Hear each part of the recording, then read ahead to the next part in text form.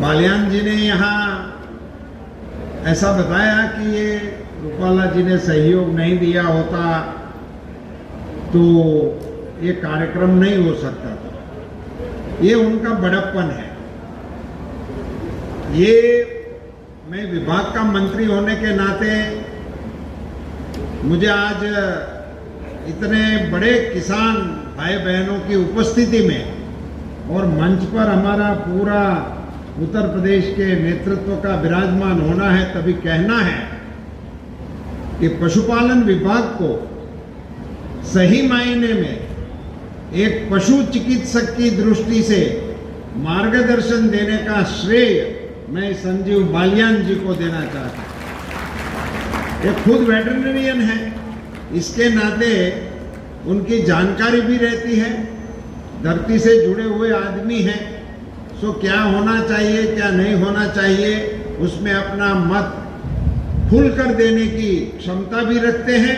इसीलिए आज मैं यहाँ इस प्रकार के प्रयोग करने का भारत सरकार को दिशा निर्देश करने पर मेरे साथी मंत्री की बहुत बहुत बधाई करना चाहता हूँ।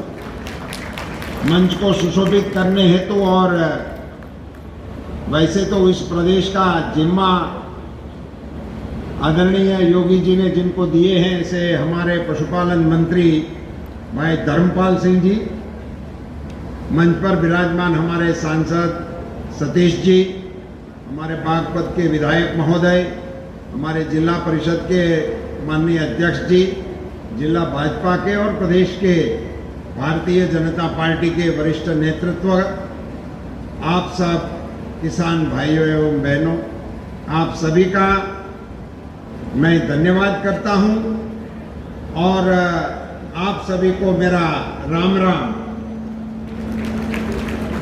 मेरी आवाज आ रही है? मैं कुछ बोला?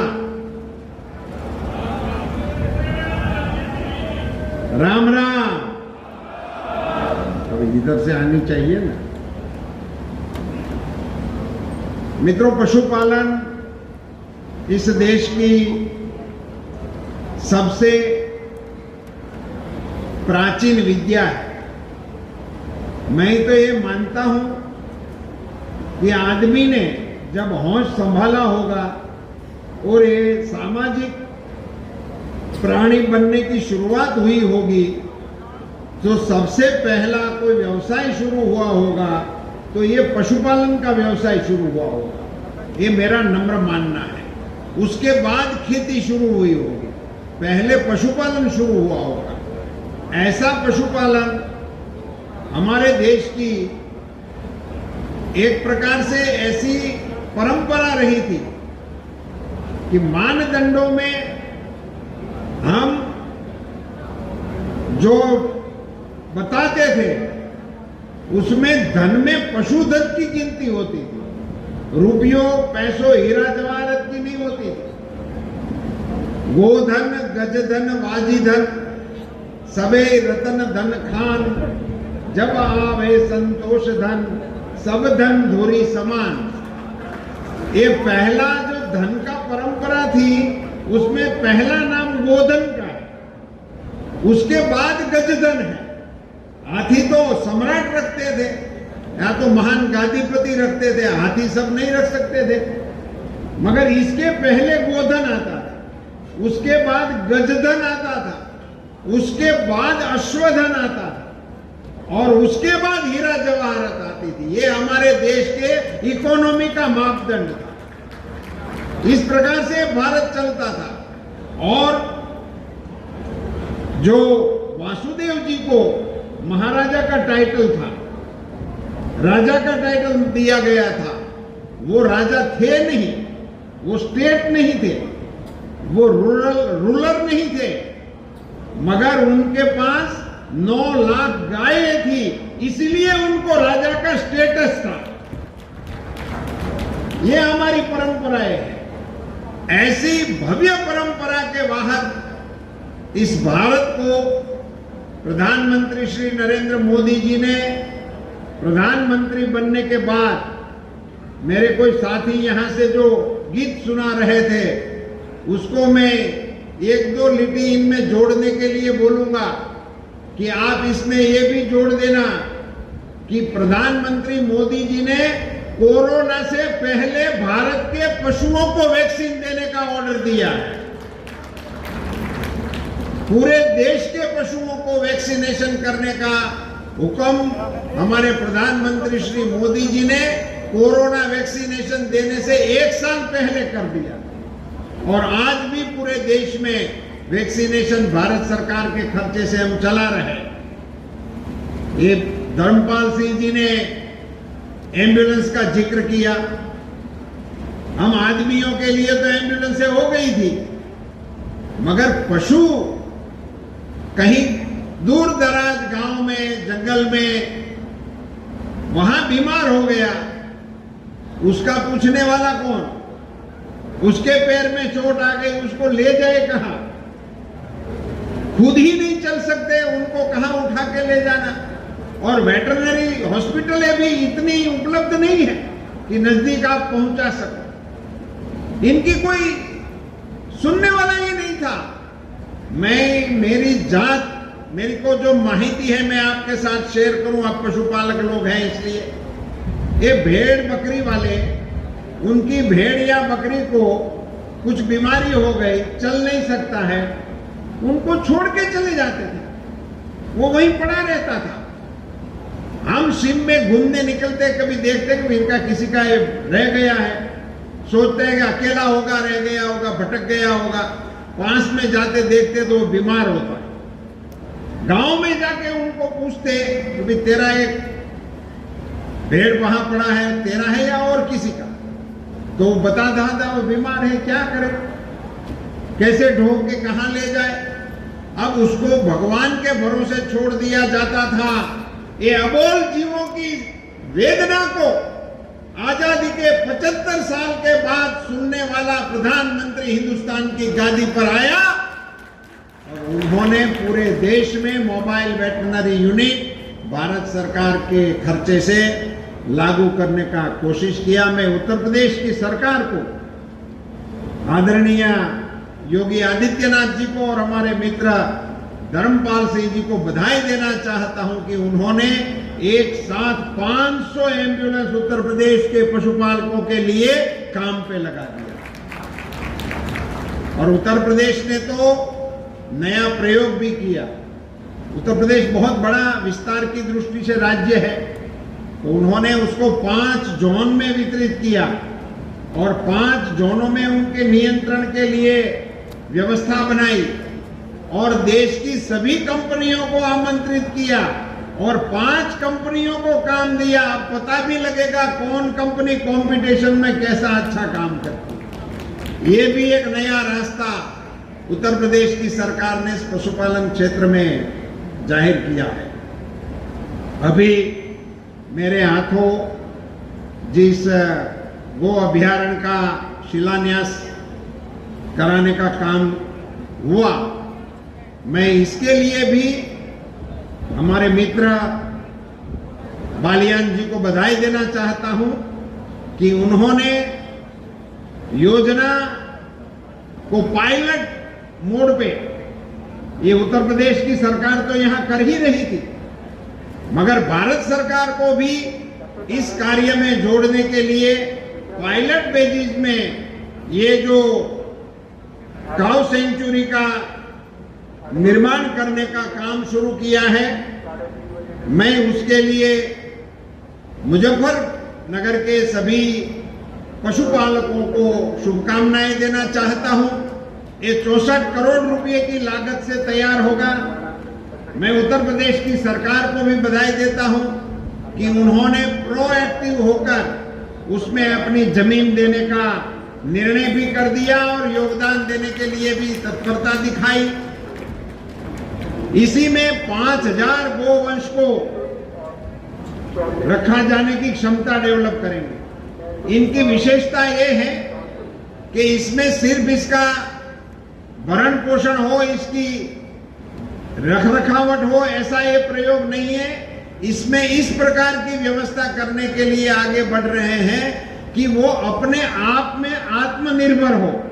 फिर इसको चलाने के लिए किसी की जरूरत ना पड़े, इसमें इनके गोबर से, गोमूत्र से उनमें प्रोडक्ट बनाकर उसको बेचकर उसको आत्मनिर्भर बनाने के काम का भी इसमें सहयोग होगा। और इस प्रकार का ये मेरे हिसाब से उत्तर प्रदेश के सरकार के सहयोग से देश का प्रथम इस प्रकार का गो अभयारण्य बनने का काम यहाँ हो रहा है। मैं इनके साथ, हमारे बालियान जी बता रहे थे कि हम सब स्थानीय लोगों मिलकर इनका संचालन करने का काम कर रहे हैं।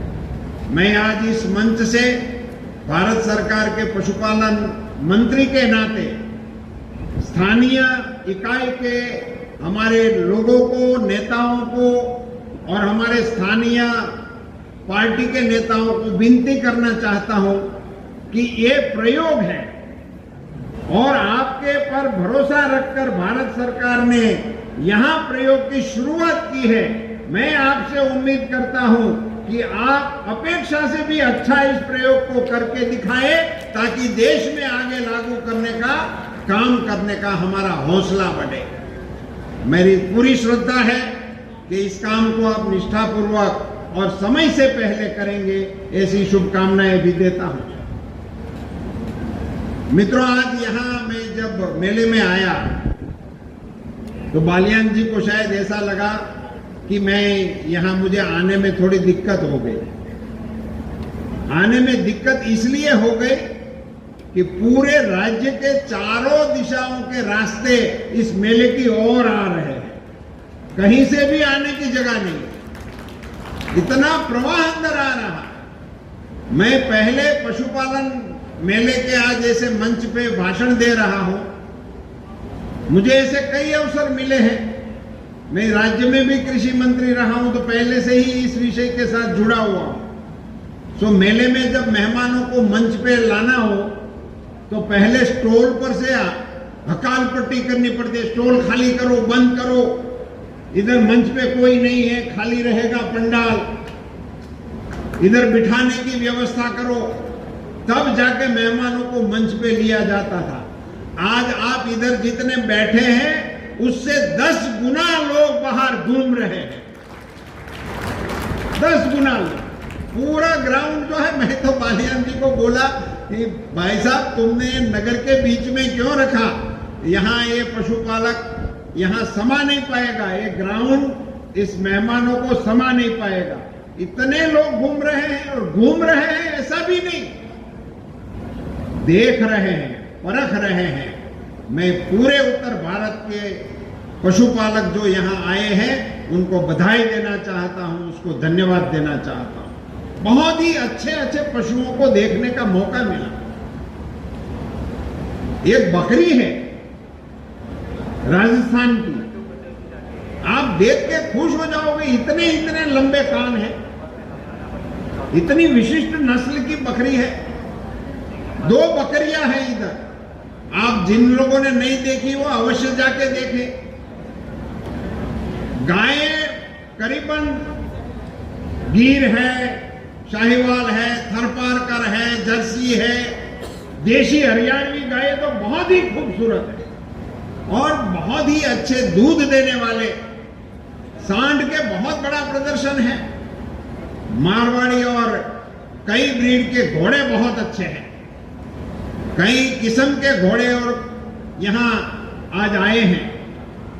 पशुपालक की दृष्टि से और यंत्रों की दृष्टि से आज इस मेले से मैं तो ये मानता हूं बालियान जी कि हम सरकारें अपनी योजनाओं की जाहिरात करने के लिए, हमारे कार्यक्रमों को बताने के लिए, नवाचारों को समझाने के लिए रेडियो पे, टेलीविजनों पे, अखबारों पे प्रचार करने का बहुत खर्चा करते हैं, मगर इस प्रकार के आयोजन से जितनी जानकारी लोगों में जाती है वो कोई भी कार्यक्रम से नहीं जा सकती। इसी के लिए ये अवेयरनेस का सबसे बड़ा कार्यक्रम जाएगा। और मैं आपको एक बात बताना चाहता हूं, अब जितने लोग मेले में आएंगे वो यहां से जाने के बाद इस मेले के बारे में 1 सप्ताह तक बातें करेंगे।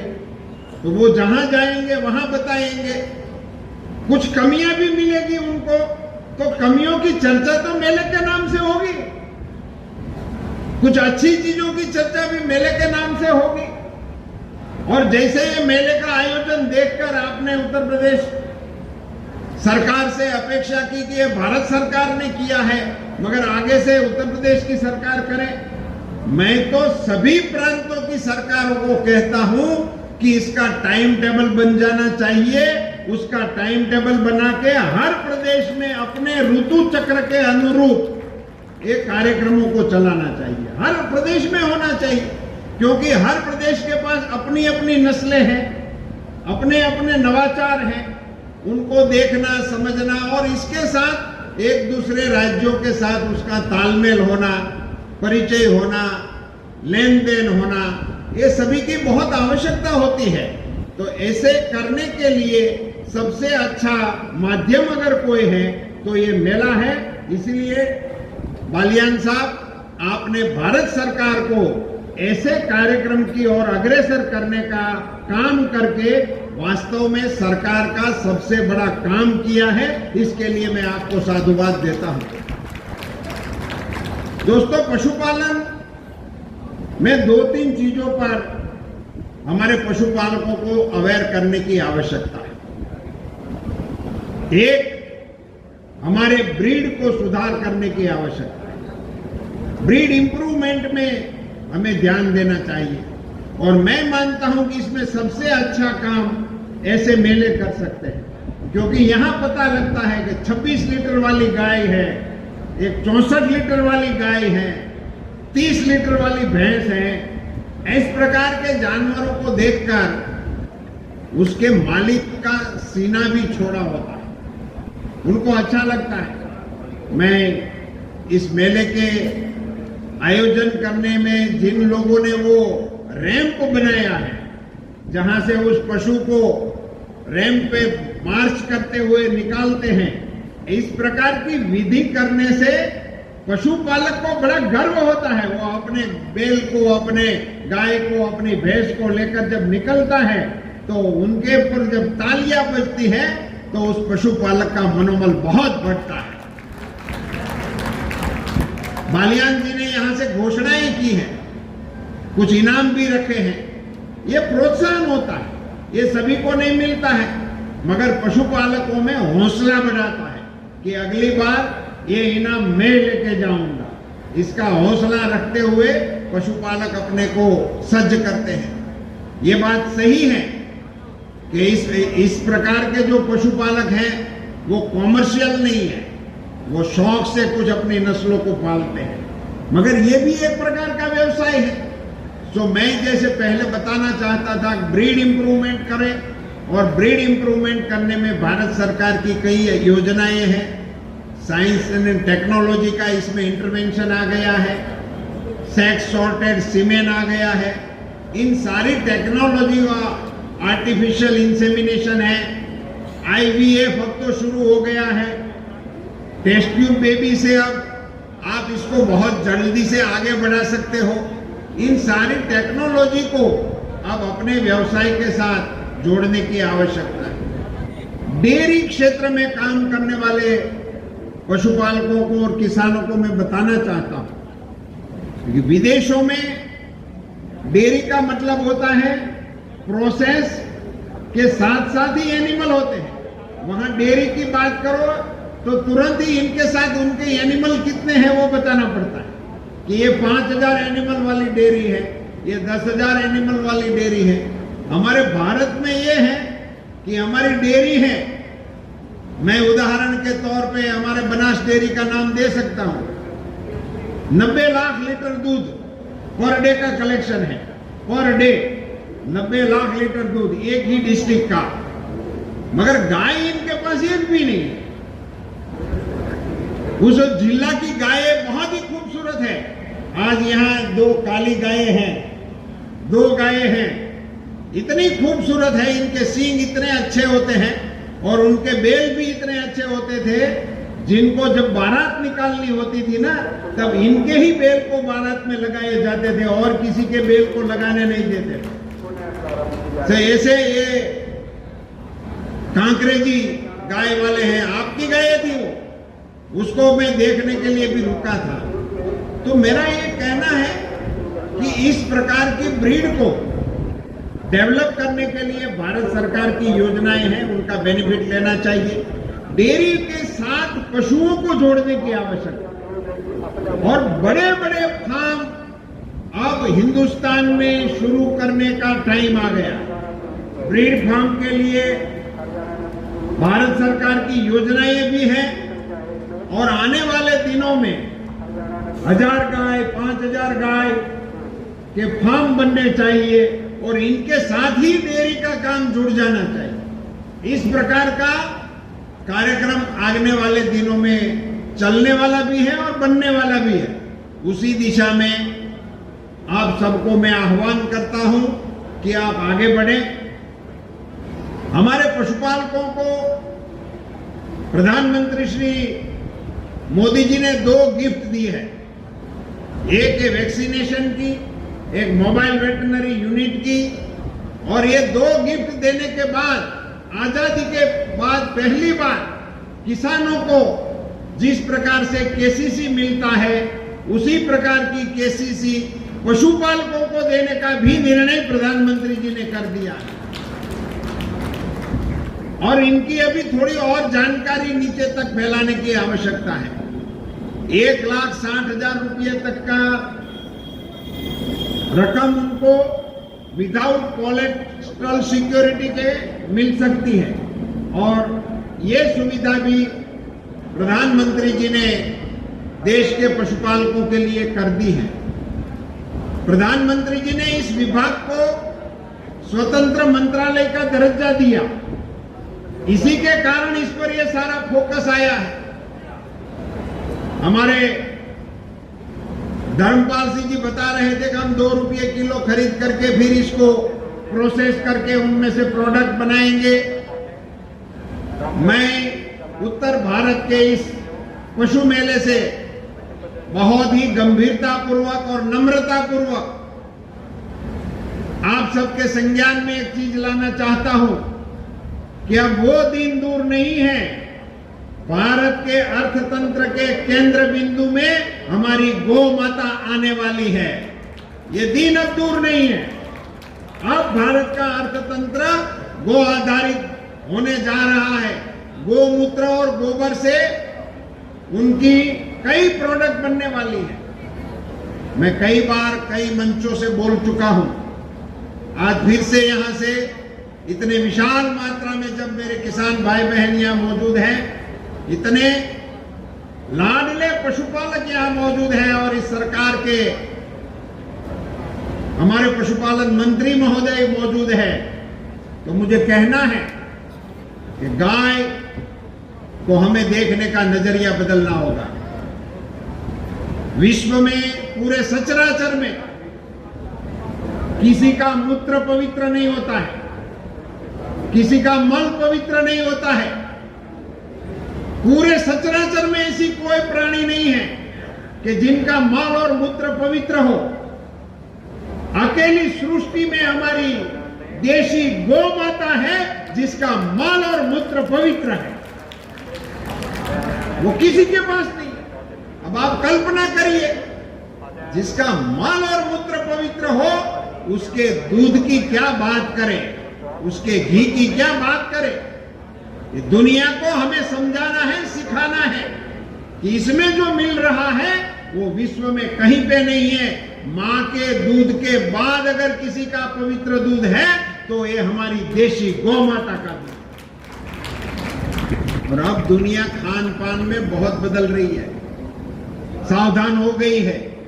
उनको पता चल गया है कोरोना के बाद क्या खाना चाहिए, क्या पीना चाहिए, और इसी के चलते ये टू मिल्क की मांग पूरी दुनिया में हो गई है।